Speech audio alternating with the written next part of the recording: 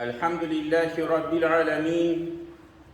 Vessalatu vesselamu ala Resulihi Muhammedin ve ala alihi ve ashabihi ecma'in. Ve eşhedü en la ilahe illallah vahdehu la şerike leh. Ve eşhedü enne Muhammeden abduhu ve resuluh.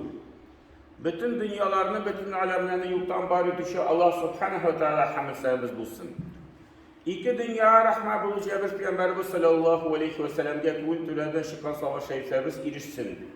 Hem bu izgi cümga günlerinde cümga namazlarına jilgan varsa din kardeşlerimizge Allah'tan rahmetleri bulsun. Cemaat indimine kişiler hacdan kaytalar, bu bizi kayıttı indi. Hem indi hac biznin Zulhicce'nin ayında, şu yılın ahırgı ayında bular. Bugün Zulhicce'nin 26. günü, demek 4 günden sonra bizning bu yıl tamamlana, 1444 yıl tamamlana, hem 1445 yıl başladı. Hem indi cemaat hac vakitinde Peygamberimiz sallallahu aleyhi ve sellem kişiler yanına çıkıp, onlara İslam dinini anlataydı, onlarını İslam dinine çağıraydı. Hem Mekke müşrikleri Peygamberimizin sözünden korkup, tesirinden korkup, şu hacga gelgen kişilerge aytıp duralar idi. Bizning bunda bir jüyler kilip çıktı, Muhammed isimli, onun sözünü tığınamağız. O sizi tağan nesesi dürüst tügül.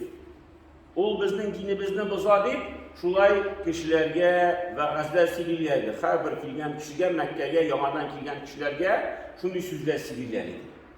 Kaybirleri şunu haddi korkup kalalar idi. Şu Mekke'ye kilgen kişiler arasında kulaklarına mamık tığıp koyalar idi. Min tigi işitip kalmayın kirekmen sözlerdi. Min bunda hac için kildim, gıibadet için kildim, mina Allah'ın inanda Muhammed sizi turgan sözler kirek mi? Şulay saklanıp, kulaklarına mamık tığıp koyalar idi. Hem Peygamberimiz sallallahu aleyhi ve sellem cemaat bir mesele qaramışa, bir kişiler yanına baraydı. Ne göz aldığımızda gideriz, onun halim, Peygamberimiz sallallahu aleyhi ve sellem halim. Minen kildi şiit kişiler, indi hacga kilgeç kişiler Minaga çıkalar, Minada bulup Arafe'ye barıp kaytalar. Arafe'den günü boyu Arafe'de basıp durup dua kılıp Arafe'den kaytuşlu Muzdalife'de kunalar. Hem Muzdalife'den indi yanadan Minaga urnaşıp dağın 2-3 gün şu Minada kunalar. Cemarat'a barıp taşlar. İndi o tigi mina şu Arafe'ye bargandan soň Muzdalife'de kungandan soň indi tigi bir türlü yol tükünleri başladı. Anda cemarat'a taşlav 1 saat vakit giderdir. Şu 1 saat vakit gıybadetke gitede, kalgan vakitte kişiler oturup kına tigi yol itip duralar, sileşip duralar. Hemen şu günler bilen faydalanıp, Peygamberimiz sallallahu aleyhi ve sellem kişiler yanına barıp, kişiler oturup duralar, bir gün yığılışıp, uşak yandırganlar, rizq pişirirler, sileşip oturalar. Hem şu yanlarına oturup, Peygamberimiz sallallahu aleyhi ve sellem aytaydı, min sizge bir söz aytaymalı. Min sizge şunday haber getirdim. Allah Teala Kur'an indirdi deyip şunday sözler siliydi. Lakin kubisinçe mindi bir Mekke müşrikleri aytıp koydular bütün jüyler bunda bizning bar Muhammed ismi. Peygamberimizni quvib jibererler edi.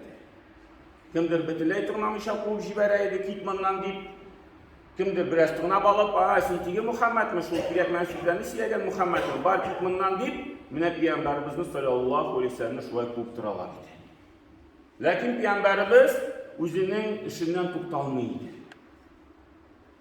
Hem biz de cemaat o'zimizning bugungi hali bizni qarayik, biz şu da'vat yo'lida nechib turishamiz.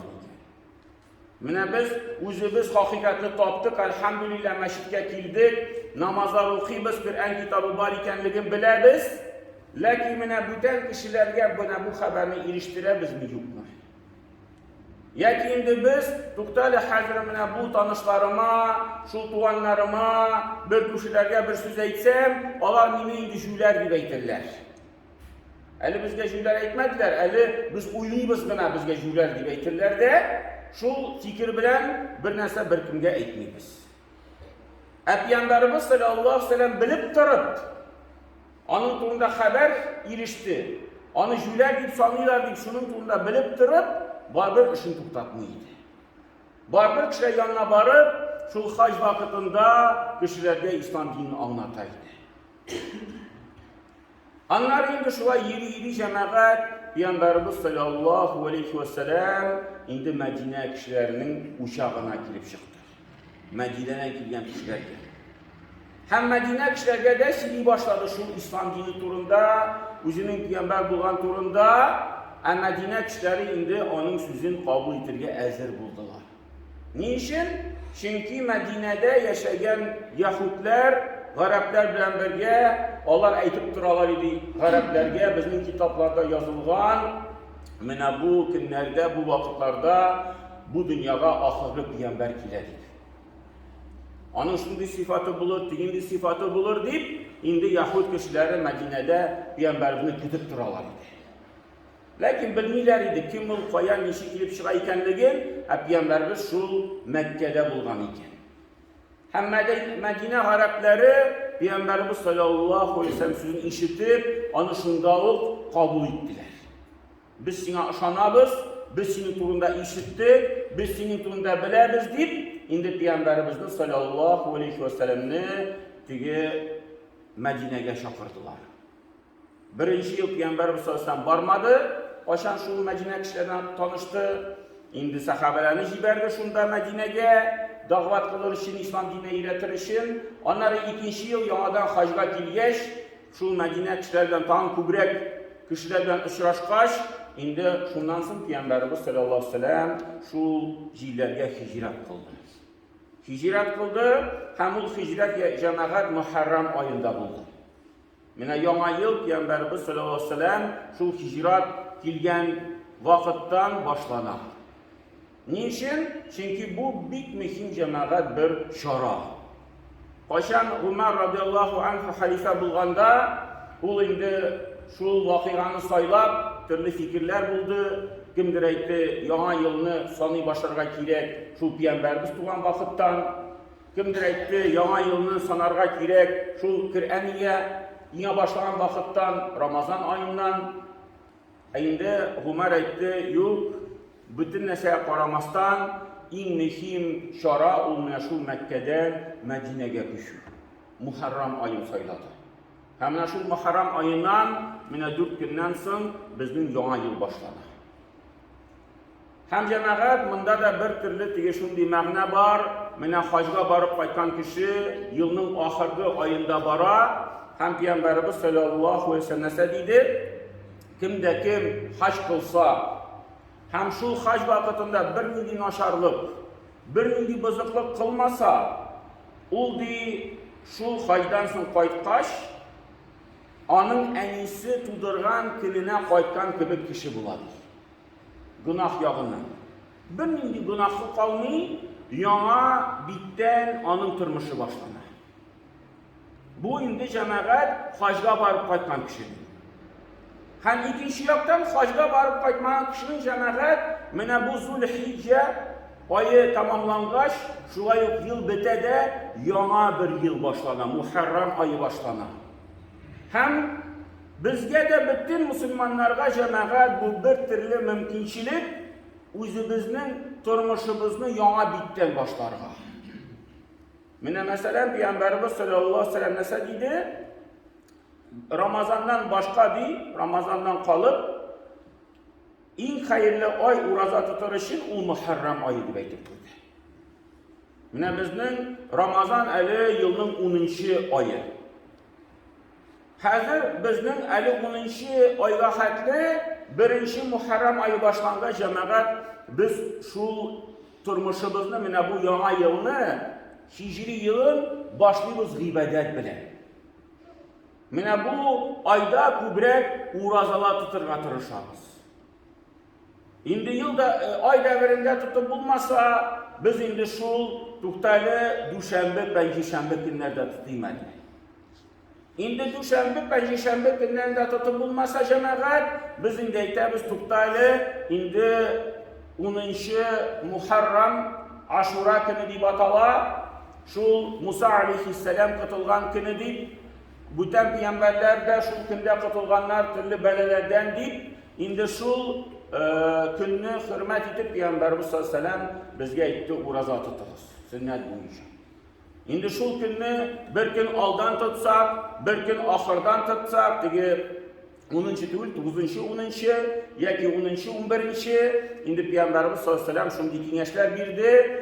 Çünkü bu gününü bütün dinlerde, Yahudi dinlerde, kişilerde uraza tuta, şu kişilerden ayrılır için, bütün dinlerden ayrılır için Peygamberimiz sallallahu aleyhi ve sellem bizge etti, şu 2 gün tutu hayırlı. Ya 9. 10. ya 10. 11. Mena şundi günlerde.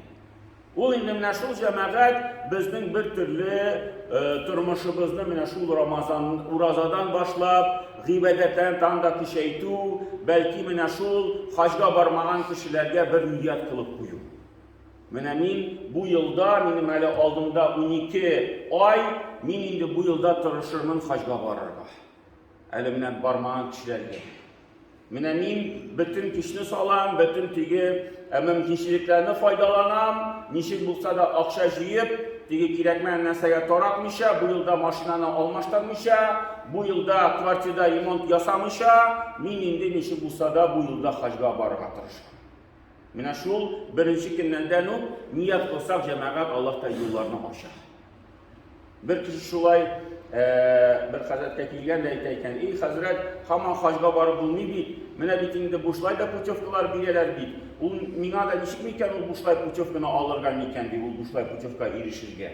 Mina bu yılda da bizning prezident, reis, Cumhuriyetin reisi 100 kişini jiberdi hacga boşlay. Indi şul SVO'da, Ukrayna'da bulgan kişilerin tuğanların şulay boşlay jiberdi hacga. Hem bu da şeyte hazrette ey hazret mina da mina şulay boşlay nişik barırgan iken hacga. Hacga bir barasın tiledi. Şunda bu hazret sırrı senin zagran pasport var mısın? Yok diye ali yasamadım. Bu nişik şimdi boşlay şundi niyetim var diye beytesin barasın tile hacga. Eli bir adım da yasamadım, eli pasportum da yok. Şunda kilip düşse mina var sina boşlay puçofka. Kişi baranın çünkü pasportu yuvanın. Zagran pasportu yasalmagan. Şuna göre cemaat mene niyet kılıp bizning şu kichkina adımlardan işlerge yasarga kerak. Allah Teala boşlay da bire, akşasını da bire, bütün mümkünçiliklerini de aşağı bizning cemaat niyetimiz çin bulsun.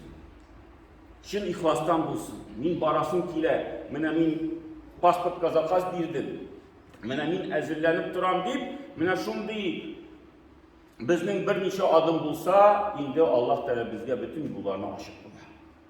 Çünkü Peygamberimizin hadisi var, Allah Teala sizin bizge iliştire, eğer de benim kılım, benim yanıma bir adım yasasa, min onun yanına 2 adım yasarım.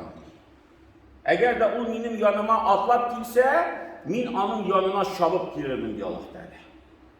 Şuna göre cemaat, mene bizden bir ellerini zor aybir kirekmi, bizden şu niyet kılı, hem kichkine yana sebepler kılıp bulsa da, mene şu yana yıldan başlap, şulay niyetlerini yana artıp, şu Allah da rizalığı için deyip, durmuşunu alıp baram deyip, mene şu meseleni niyetlesek, Allah Teala Allah bilse başımıza da yollarını aşıp, şu ibadetlerini kılıp, Allah bilse bizge de ahirette de şu ibadetten acı saatlarga ilişirge nasip ite.